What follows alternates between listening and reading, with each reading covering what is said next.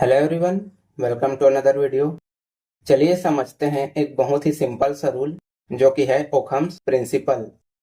ओखम्स principal को ओखम्स razor या फिर लॉ ऑफ पार्सिमोनी भी कहा जाता है। यह एक प्रॉब्लम सॉल्विंग प्रिंसिपल है जिसको सबसे पहले 14वीं सेंचुरी में विलियम ऑफ ओखम ने दिया था। विलियम ऑफ ओखम ने बताया कि plurality should not be validate without necessity, यानी कि जब तक जरूरी ना हो प्लुरलिटी या फिर ओवर अबंडेंस का कॉन्सेप्ट नहीं दिया जाना चाहिए। अब अगर हम इसे इवोल्यूशन के पॉइंट से समझें तो लॉ ऑफ पार्सिमोनी कहता है कि जब किसी इवेंट को एक्सप्लेन करने के लिए दो राइवल थ्योरीज मौजूद हों तो हमें उस थ्योरी को सेलेक्ट करना चाहिए जिसमें सबसे कम अजम्पशन हो। इसका रीजन यह है कि सबसे सिंपल थ्योरी को वेरीफाई करना आसान होता है और सॉल्यूशन जितना सिंपल होगा उसे इम्प्लीमेंट और एग्जीक्यूट करना उतना ही आसान हो जाता है। इसको हम एक एग्जाम्पल से समझते हैं। मान लीजिए कि मुझे पॉइंट ए से पॉइंट बी तक जाना है। अब मेरे पास दो रास्ते हैं।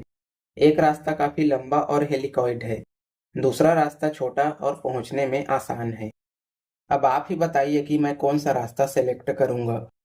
जाहिर सी बात है कि मैं दूसरे रास्ते से ही जाऊंगा, क्योंकि इस रास्ते से मैं आसानी से अपने डेस्टिनेशन तक पहुंच सकता हूं। ठीक है, तो लॉ ऑफ पार्सिमोनी हमें यही बताता है कि दो कॉम्पिटिंग थ्योरीज में से हमें उस थ्योरी को एक्सेप्ट करना चाहिए जो ज्यादा सिंपल हो और जिसमें डिस्प्यूट भी कम हो।